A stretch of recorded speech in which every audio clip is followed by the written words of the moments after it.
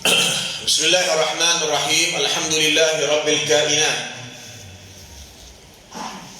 al-mawjudi azalan wa abadan la yusafu bil-qu'ud wala bil-julus al-munazzahi an kulli al-ghayat wal-arkan wal-adawat la tahwihi al-jihatu sittu kasair al-mubtada'at wa man wasafa Allah bima'nan min ma'ani al-bashar faqad kafar ونصلي ونسلم على أشرف خلق الله سيدنا وحبيبنا وشفيعنا وقدوتنا ومولانا محمد صلى الله عليه وسلم وعلى آله وأصحابه الطاهرين ومن تبعه بإحسان إلى يوم الدين.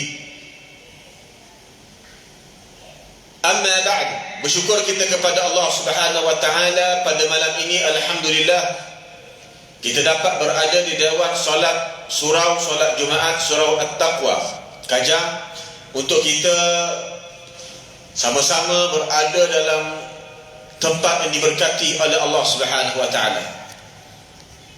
Tuan-tuan dan puan-puan dirahmati Allah taala, insya-Allah pada malam ini Ustaz akan kongsikan satu tajuk, iaitu mengenal Wahabi, bersiri. Mengenal Wahabi, ya. Bersiri ni maknanya malam ni siri yang pertama, akan datang bila ada peluang lagi siri yang kedua, supaya kita mengenal hakikatul Wahabiyah. Sebab masih ramai lagi di sana yang belum mengenal Wahabi ataupun belum mengenal Wahabi dengan cara yang betul, ataupun salah faham bab Wahabi dan seumpamanya. Jadi sama-sama kita ikhlaskan niat kita kerana Allah Subhanahu wa taala. Dan siapa ada pertanyaan boleh bertanya, insya-Allah, dan kita akan jawab apa yang kita tahu, insya-Allah. Baik, tuan-tuan dan puan-puan dirahmati Allah Subhanahu wa taala, Wahabi nisbah kepada seorang nama dia Muhammad bin Abdul Wahhab. Muhammad bin Abdul Wahhab, dan dikenali juga dengan gelaran Asy-Syaikh, Asy-Syaikh Muhammad ibn Abdul Wahhab An-Najdi. An-Najdi nisbah kepada wilayah Najd. An-Najdi nisbah kepada wilayah Najd, yang mana wilayah Najd antara yang disebut dalam doa Nabi sallallahu alaihi wasallam, hunaka az-zalazil wal fitanu wa biha yatla'u qarnu syaitan. Di Najd sana akan berlaku fitnah agama yang sangat dahsyat dan akan muncul tanda-tanda syaitan. Najd. Sedia maklum bahawasanya Muhammad bin Abdul Wahhab yang dikenali sebagai rujukan utama bagi kumpulan Wahabi yang hidup pada kurun yang ke-12 Hijrah, yang mana pada asalnya beliau telah muncul dengan dakwaan yang bercampur aduk dengan pemikiran-pemikirannya yang jelas bertentangan dengan kitabullah dan sunnah Rasulullah sallallahu alaihi wasallam. Maknanya kepribadian Imam Wahabi ataupun pengasas Wahabi, pada asalnya beliau telah membawa fikrah-fikrahnya yang tersendiri, iaitu yang banyak bertentangan dengan akidah, bertentangan dengan Al-Quran, dengan sunnah Nabi sallallahu alaihi wasallam. Bahkan banyak juga yang bertentangan dengan majoriti ulama Islam. Antara rujukan utama Imam Wahabi ini ataupun pengasas Wahabi ini, rujukan utama dia seperti yang disebut dalam kitab Tawarikh, kitab-kitab sejarah. Beliau telah mengambil pahaman kepercayaan yang menyeleweng daripada Taqiyuddin Ahmad bin Taimiyah, yang dikenali sebagai Ibn Taimiyah. Ibn Taimiyah ni sebelum Muhammad bin Abdul Wahhab lagi, dia tidak sempat bertemu Muhammad Abdul Wahab dengan Ibn Taymiyah ni jarak dia sangat jauh. Sangat jauh. Beratus-ratus tahun. Tetapi Muhammad bin Abdul Wahab ini daripada awalnya lagi telah mengambil fahaman-fahaman Ibn Taymiyah, yang mana fahaman-fahaman Ibn Taymiyah itu jelas bertentangan dengan ajaran Islam. Antara yang dipegangi oleh Muhammad bin Abdul Wahab, iaitu Imam Wahabi ataupun pengasas Wahabi, antaranya tahrim at-tawassul bin Nabi sallallahu alaihi wasallam. Tahrim at-tawassul bin Nabi sallallahu alaihi wasallam. Pengharaman bertawassul dengan Nabi. Bertawassul dengan Nabi. Ibn Taymiyah mengharamkan orang Islam bertawassul dengan Nabi. Padahal dalam Islam dibolehkan orang Islam itu bertawassul dengan Nabi. Apa tawassul itu? Makna dia ambil barakah. Sama ada ketika mana Nabi masih hidup, seperti mana para sahabat yang bertawassul dengan Nabi ketika kehidupan Nabi, ataupun selepas kewafatan Nabi sallallahu alaihi wasallam, ataupun selepas kewafatan Nabi sallallahu alaihi wasallam, seperti yang berlaku di zaman Sayyidina Uthman bin Affan, mana selepas wafatnya Nabi ada orang bertawassul dengan Nabi sallallahu alaihi wasallam. Jadi Ibn Taymiyah mengharamkan perbuatan tersebut atas alasan syirik, sedangkan majoriti ulama mengharuskan sedemikian, atas dasar ambil berkat Nabi, bertawassul dengan Nabi dan menghormati Nabi, bukan dengan maksud menyembah Nabi, bukan dengan maksud menganggap Nabi itu sebagai Tuhan. Tidak. Jadi Muhammad bin Wahab dia mengambil sebahagian pegangan-pegangan Ibn Taymiyah, antara yang paling masyhur berkaitan dengan tawassul dengan Nabi, dan disebut juga sebagai istighatsah. Istighatsah itu bertawassul dengan junjungan besar. Bila dikatakan istighatsah dengan Nabi itu bukan makna menyembah Nabi, tapi bertawassul dengan Nabi sallallahu alaihi wasallam.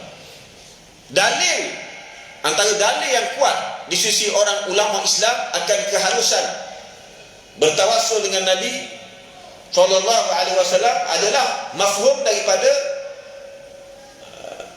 hadis Nabi, yang Nabi sendiri dalam satu riwayat mengajar seorang lelaki buta yang minta satu hajat daripada baginda ajar satu doa, yang mana dalam doa itu ada tawassul dengan Nabi. Ya, ini hadis ini diriwayatkan oleh Imam At-Tabarani dan selainnya.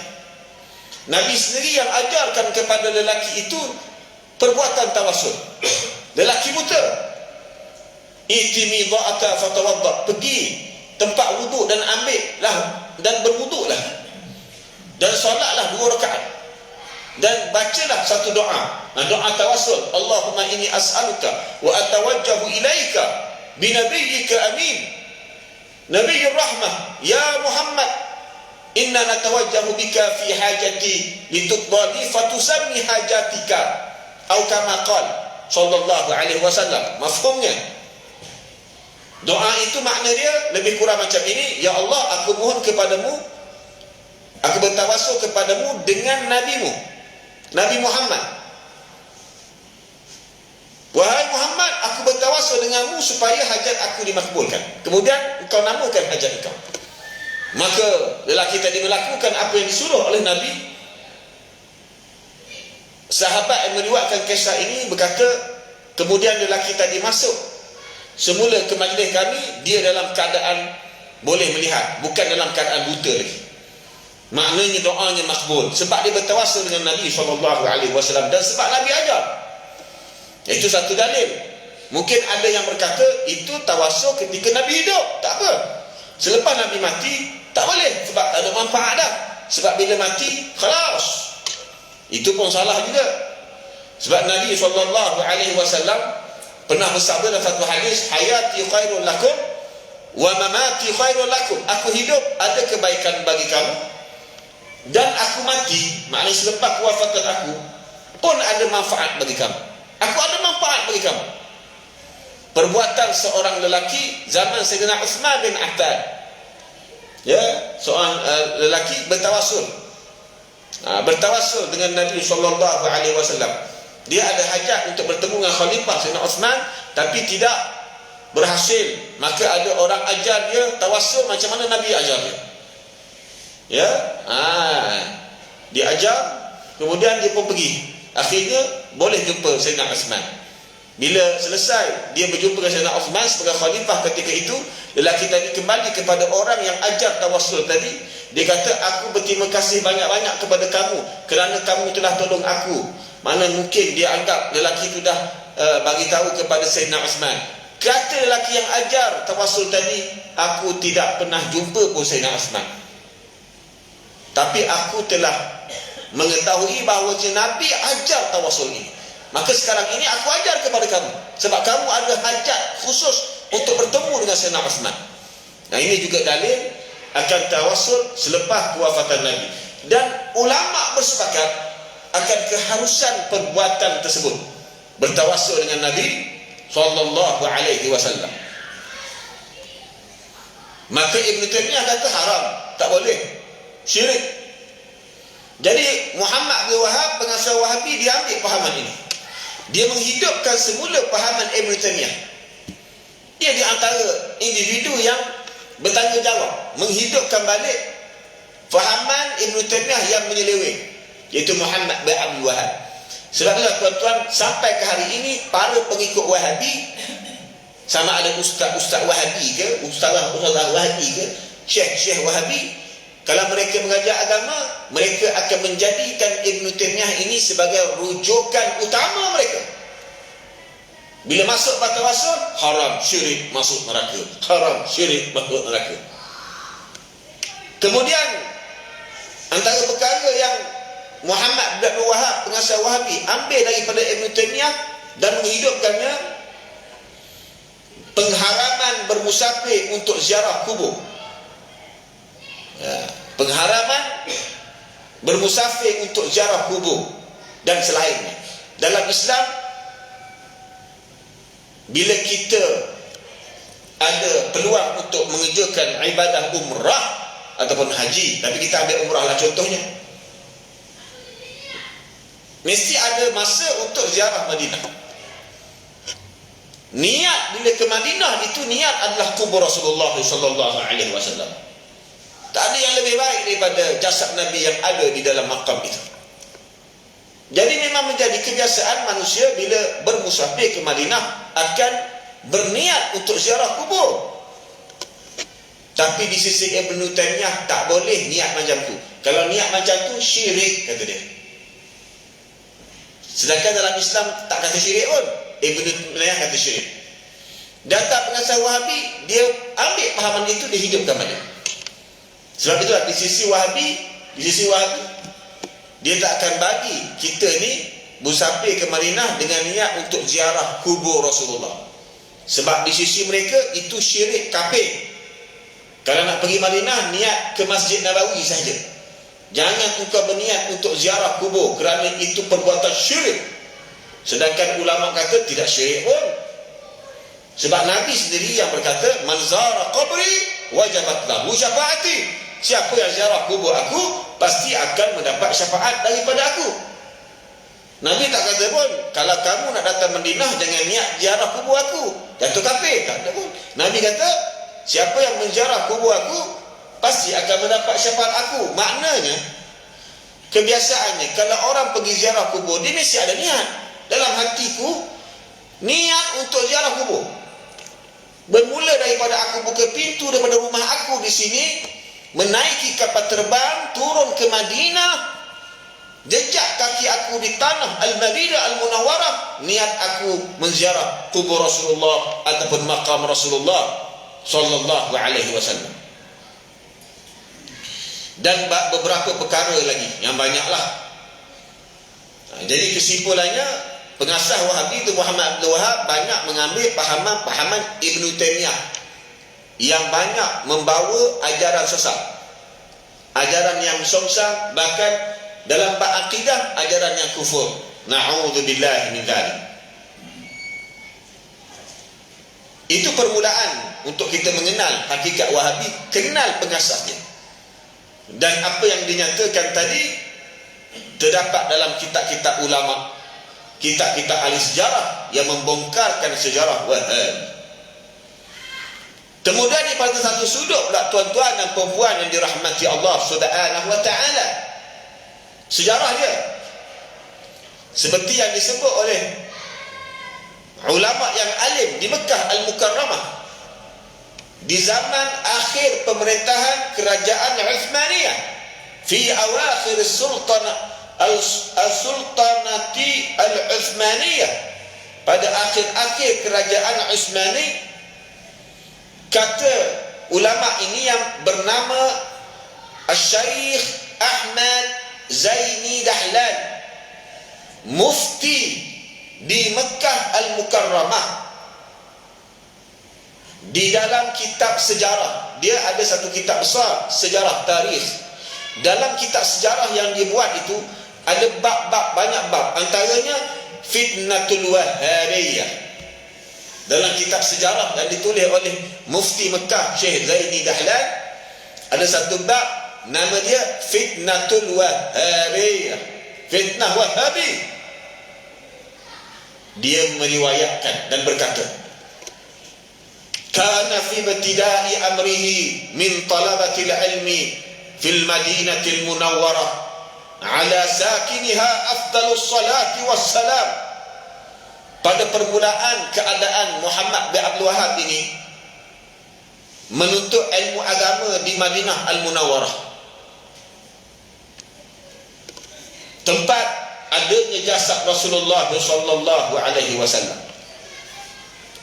Wa kana abuhu rajulan salihan min ahli ilmi. Ayah beliau, ayah siapa? Ayah Muhammad bin Abdul Wahab, iaitu Imam Abdul Wahab. Ayah kepada dia, ayah dia lah Imam Abdul Wahab, adalah seorang yang soleh, seorang alim, seorang yang soleh, min ahli ilmi, dari kalangan orang yang berilmu. Maknanya bapa dia, ayah dia orang alim dan orang soleh. Ayah kepada Muhammad pengasas Wahabi, Imam Wahabi. Bukan Abdul Wahab tu Imam Wahabi, bukan. Pengasas Wahabi, Imam Wahabi Muhammad ni. Tapi apa, kenapa disebut Wahabi? Sebab orang Arab ni adat dia bila dia suka panggil yang nama yang dekat bahagian belakang sekali. Nampak? Daripada Abdul Wahab, Wahabi. Padahal nama pengasas Wahabi Muhammad ataupun nama Imam Wahabi bukan Abdul Wahab, tapi Muhammad.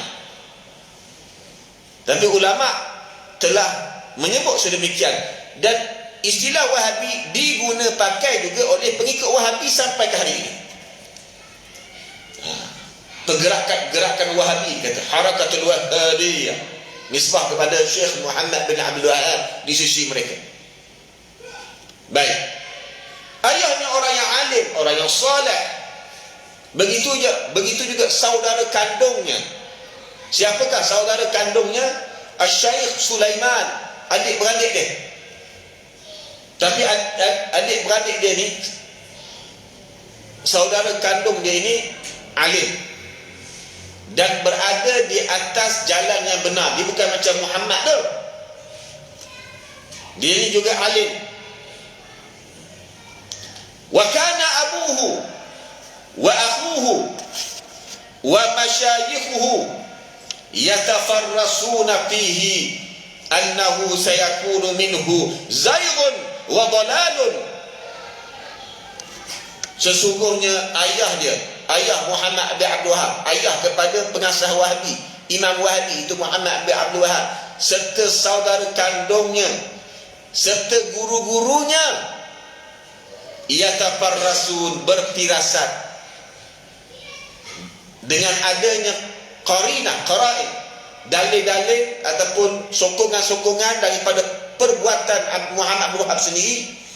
Maka ayah dia, saudara kandungnya, guru-gurunya sendiri, yatafarrasun, meramalkan bahawasanya akan berlaku daripada Muhammad tadi, Imam Wahabi itu, zaighun wa dhalal, pendustaan dan kesesatan dalam agama. Maknanya dia akan membawa sesuatu yang masalah yang sangat besar dalam agama. Ini yang disebut oleh ayah dia, saudara kandungnya dan guru-gurunya sendiri. Dia kata dia ni bahaya dia. Disebabkan tingkah laku dia, kepercayaan dia ketika itu. Apa yang mereka perhatikan min aqwalihi, berdasarkan percakapan dia, wa af'alihi, perbuatan dia, wa nazaratihi fi kathirin minal masail. Disebabkan dia ni banyak berperang, bertentangan dengan banyak permasalahan agama. Dia tidak mengikut haluan agama, haluan majoriti ulama, seolah-olah dia nak mengikut pandangannya sendiri. Wa kanu yuwabbikhunahu wa yuhadzirunahu wa yuhadziruna an-nasa minhu. Jadi ulama-ulama, guru-guru Muhammad bin Wahab ni memberi peringatan kepada orang ramai akan bahayanya Muhammad bin Abdul Wahab. Bahayanya ni. Fahaqqaqallahu, maka telah benarlah apa yang diramalkan oleh guru-guru dia daripada apa yang telah dilakukan secara bid'ah dan kesesatan oleh Muhammad bin Abdul Wahab, yang memperdayakan orang-orang jahil, dan dia banyak bercanggah dengan imam-imam agama. Wa khalafa fihi a'immatad din. Bukan itu sahaja keadaan Muhammad bin Wahab, Imam Wahabi, pengasas Wahabi ini, wa tawassala bidzalika ila takfiril mu'minin, sampai satu tahap dia mengkafirkan orang Islam. Siapa? Pengasas Wahabi, Imam Wahabi, iaitu Muhammad bin Abdul Wahab. Faza'ama anna ziyarat qabrin Nabi sallallahu alaihi wasallam wa tawassul bihi bil anbiya'i alaihimus salam wa awliya was salihin wa ziyarat quburihim litabarruki syirkun. Sehingga sampai tahap dia mengkafirkan orang Islam dan menganggap ziarah kubur Nabi, tawassul dengan Nabi dan para wali, ziarah kubur mereka untuk ambil barakah sebagai perbuatan syirik yang mengeluarkan seseorang daripada Islam. Wal'iyadzu billah.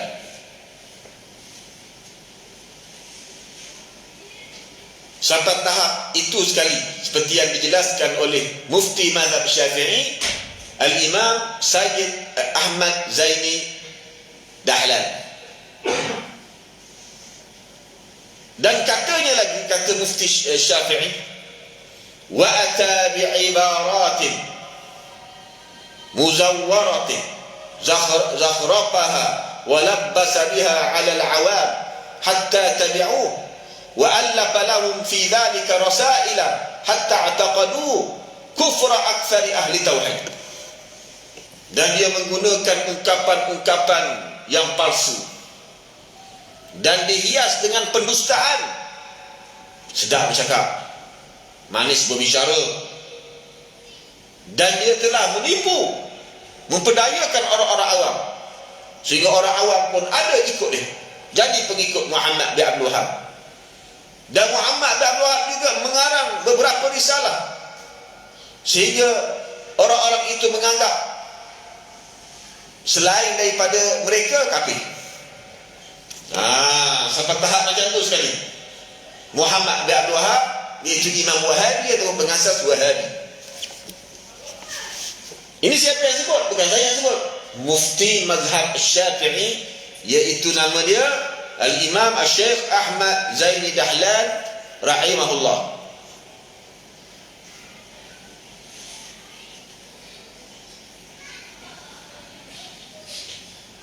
Kemudian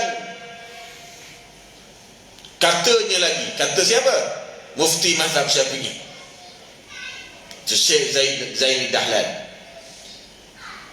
wa kana kathirun min masyayikh Ibn Abd al-Wahhab bil Madinati yaquluna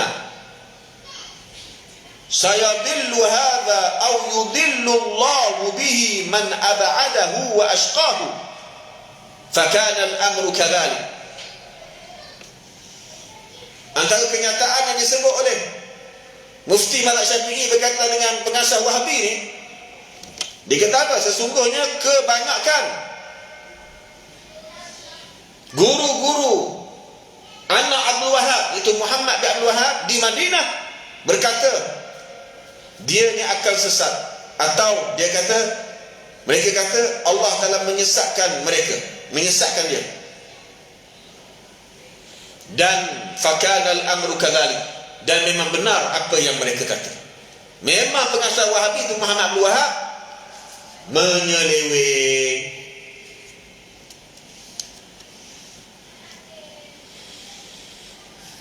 Wa za'ama Muhammad bin Abdul Wahhab anna muradahu bihadha al-madhhab alladhi batada'ahu ikhlas at-tauhid wa tabarri min asy-syirk wa anna an-nasa كانوا على الشرك منذ 600 سنة وأنه جدد للناس دينهم.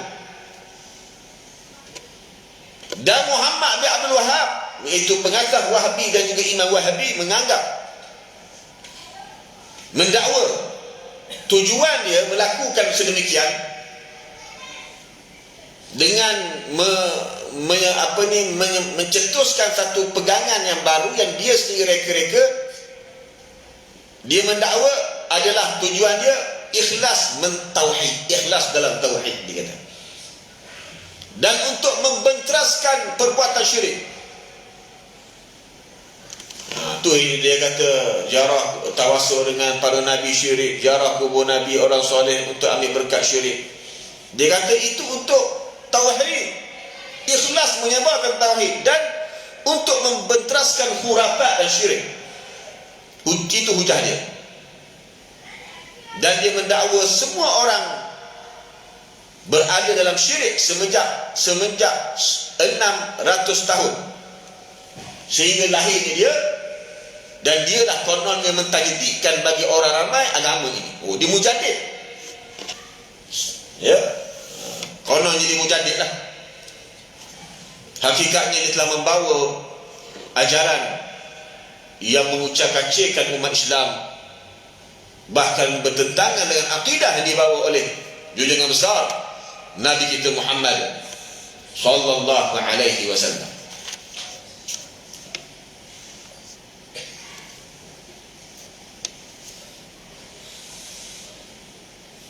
Di sana ada juga bukti yang menunjukkan hakikat pengasas Wahabi ataupun Imam Wahabi itu Muhammad bin Abdul Wahab, yang mana beliau bukan orang yang alim, orang yang menjadi rujukan bagi umat Islam.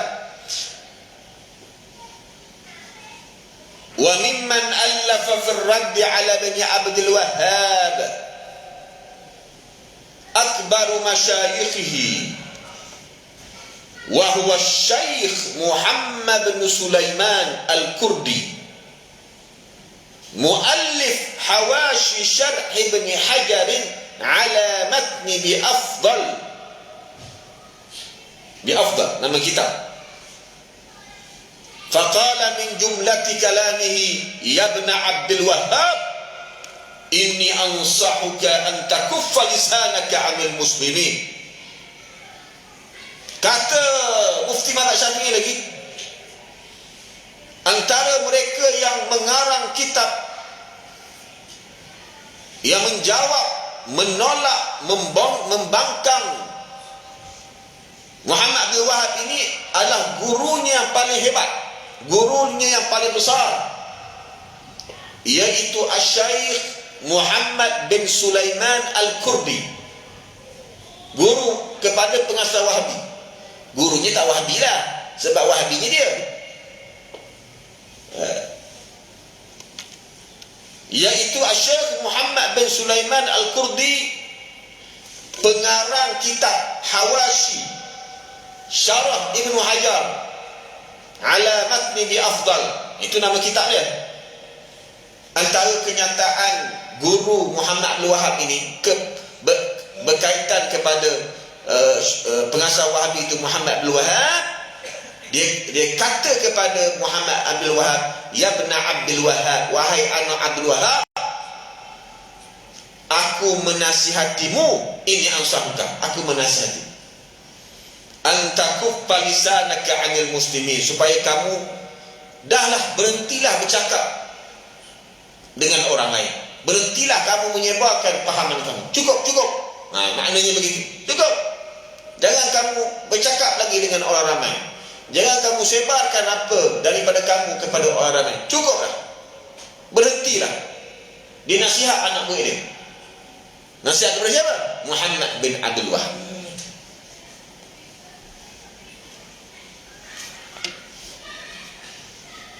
Tuan-tuan dan puan-puan yang dirahmati Allah Subhanahu wa taala.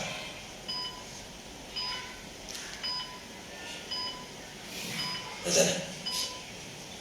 Baik, kita bila lu azan, insya-Allah kita akan sambung selepas azan. Tuan-tuan yang ke mana-mana, kita bertemu selepas ini. Wallahu a'lam. Dipersilakan.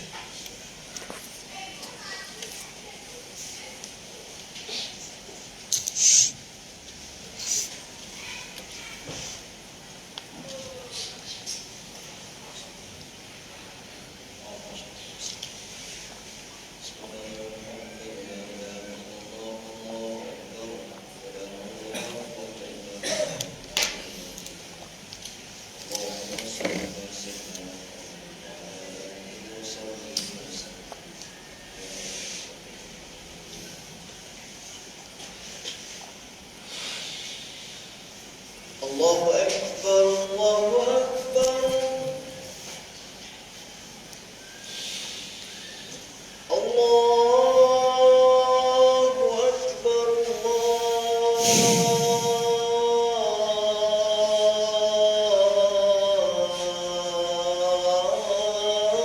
Allahu Akbar.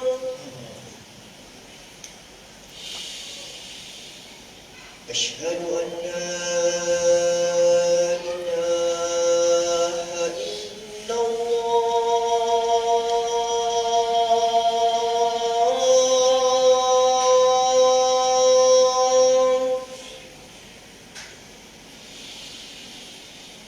أشهد أن لا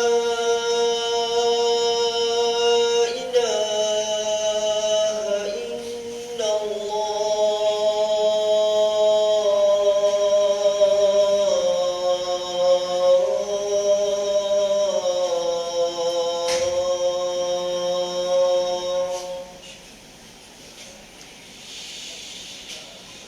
أشهد أن محمد رسول الله.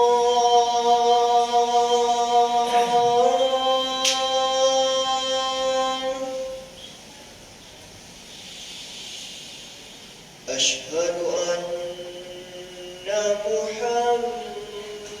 محمد رسول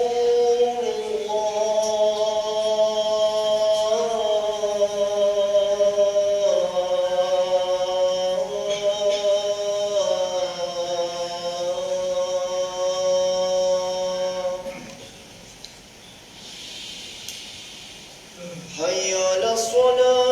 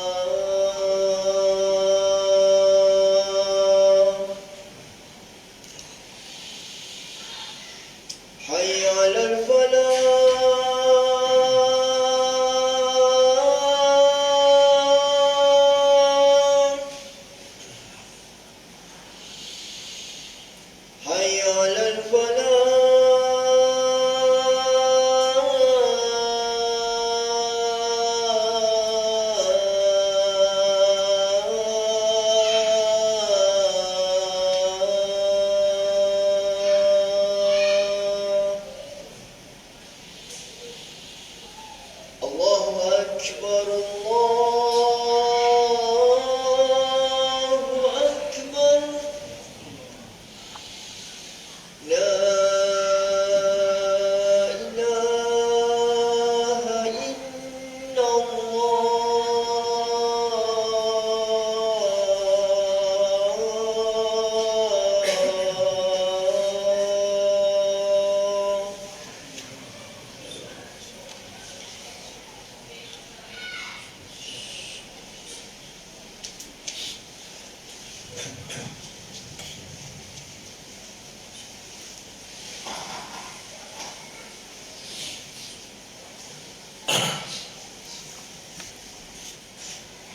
Bismillahirrahmanirrahim.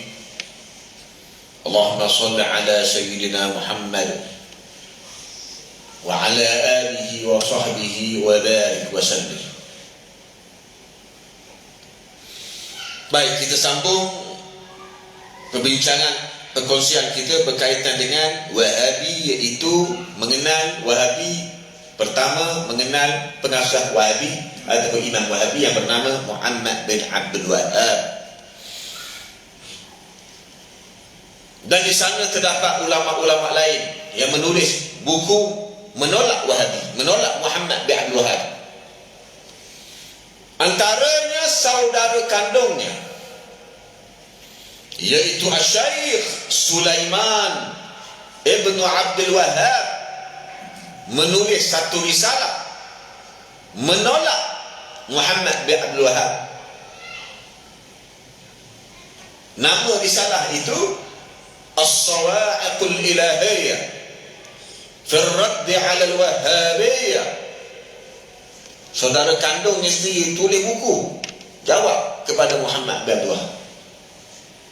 Orang yang paling dekat dengan Muhammad bin Abdul Wahhab, iaitu pengasas Wahhabi. Ada lagi kitab yang lain, namanya Faslul Khitab fi ar-Radd 'ala Muhammad bin Abdul Wahhab. Kitab ini juga dicetak dan ada di pasaran, ditulis dalam bahasa Arab. Dengan ini cukup bukti ulama tolak pengasas Wahabi. Wahabi itu tuan sebut tu, pengasasnya ditolak oleh ulama daripada zaman dia lagi. Antaranya saudara kandungnya sendiri, iaitu Syekh Sulaiman Ibn Abdul Wahhab.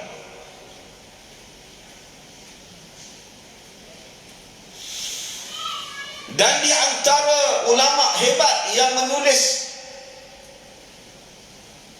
ataupun yang membongkarkan hakikat Wahabi ini, hakikat pengasas Wahabi, iaitu Mufti Al-Hanabilah, Mufti Mazhab Hanbali. Nama dia Asy-Syaikh Muhammad bin Abdullah An-Najdi, yang mana dia pernah menyebut, Inna Aba Muhammad bin Abdul Wahhab kana ghadiba alaihi li'annahu lam yahtam bil fiqh, ma'nahu annahu laysa minal mubarrazin bil fiqh wala bil hadith. Innama da'watuhu asyadhah syuhratuh, thumma ashabuhu wallu fi mahabbatihi fasammuhu Syaikh al-Islam wal Mujaddid. Fatabban lahum wa lahu falyalam dhalika al-maftunun wal maghrurun bihi limujarrad da'wah falam yutarjimuhu ahadun min al-mu'arrikhin al-mashhurin fi al-qurn al-thani 'ashara bit-tabriz fi al-fiqh la bil hadith. Mafhum pada kata-kata Mufti Mazhab Hanbali ni, dia kata apa? Sesungguhnya ayah kepada Muhammad bin Abdul Wahhab, ayah dia iaitu Imam Abdul Wahhab, marah kepada dia, kana ghadiban alaih. Sebab apa? Sebab dia tak ambil berat dengan ilmu fiqh, tak belajar belajar mana ilmu fiqh? Tak bersungguh-sungguh mempelajari ilmu fiqh. Makna dia bukan dari kalangan ulama yang hebat dalam ilmu fiqh dan juga ilmu hadis. Tapi ajaran dia syadz, menyeleweng, songsang. Kemudian pengikut Muhammad bin Wahab, masa Wahabi itu pengikut dia melampaui batas dalam mencintai gurunya, sehingga menamakan Muhammad bin Abdul Wahab sebagai Syekhul Islam dan juga Mujaddid. Pengikut dia kata apa pada berkaitan dengan Muhammad bin Wahab ni? Syekhul Islam, Syekh Islam. Oh, dia hebat ni, lebih hebat daripada Sayyidina Abu Bakar, Sayyidina Umar, sebab Syekhul Islam, Syekh Islam dan Mujaddid lagi. Kata mufti ni, celakalah mereka itu dan juga Muhammad bin Wahab.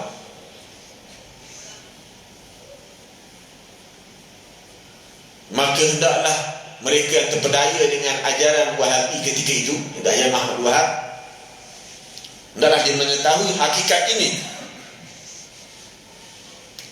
Kerana tidak ada seorang ahli sejarah yang fiqh yang dipercayai pada kurun yang ke-12 Hijrah, tidak ada seorang ahli sejarah yang meletakkan nama Muhammad Abdul Wahab dalam barisan, dalam senarai ulama-ulama fiqh dan juga ulama hadis. Dia tak disenaraikan. Pengasas Wahabi itu Syekh Muhammad Abdul Wahab tak disenaraikan langsung oleh ulama sebagai orang-orang alim dalam bab fiqh dan dalam ilmu hadis, kerana dia tidak mengambil berat dengan ilmu ini. Walaupun dalam sejarah pada awal ini juga dia adalah pergi menuntut ilmu agama, tapi dia buat banyak masalah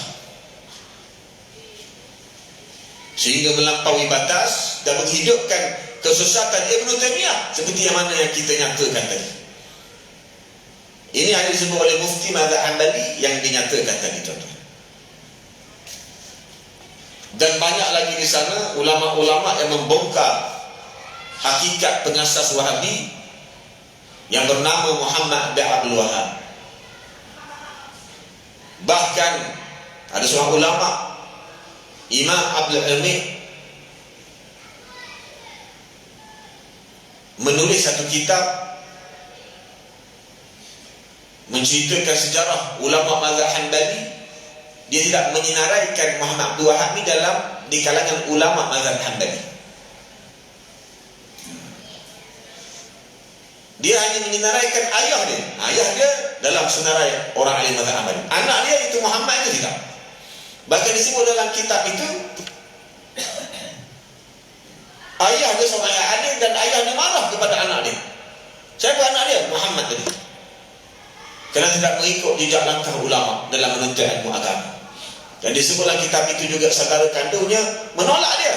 Saudara kandungnya yang bernama Syekh Sulaiman. Apa yang kita nyatakan tadi, daripada bukti-bukti kukuh, sumber-sumber yang sahih berkaitan dengan sejarah pengasas gerakan atau kefahaman Wahabi, iaitu Muhammad bin Abdul Wahab. Apa yang dapat kita fahami melalui bukti-bukti yang dinyatakan tadi, dan ini juga yang dipahami oleh ulama-ulama lain, bahawa pengasas Wahabi itu Muhammad bin Abdul Wahab bukan seorang ulama, tetapi bahkan beliau membawa penyelewengan dalam ajaran Islam. InsyaAllah pada siri yang akan datang kita akan membicarakan lagi berkaitan dengan mengenal Wahabi. Semoga perkongsian kita pada malam ini berkaitan dengan tajuk kita dapat kita manfaatkan bersama dan dapat kita sebar-sebarkan dan sebarkan kepada mereka supaya mereka lebih mengenal siapa sebenarnya pengasas Wahabi yang disebut sebagai Muhammad bin Abdul Wahab, yang digelar sebagai Syekhul Islam, Al-Mujaddid dan selainnya. Semoga kita dilindungi oleh Allah Ta'ala daripada fitnah akhir zaman. Itulah sedikit sebanyak berkaitan dengan kuliah kita pada malam ini. Semoga apa yang disampaikan tadi dapat dimanfaatkan bersama. Wallahu Wallahu a'lam. Kita berhenti sampai sini saja tuan-tuan. Bertemu di lain masa jika diberi lagi ruang dan peluang untuk menyambung tajuk kita mengenal Wahabi secara bersiri.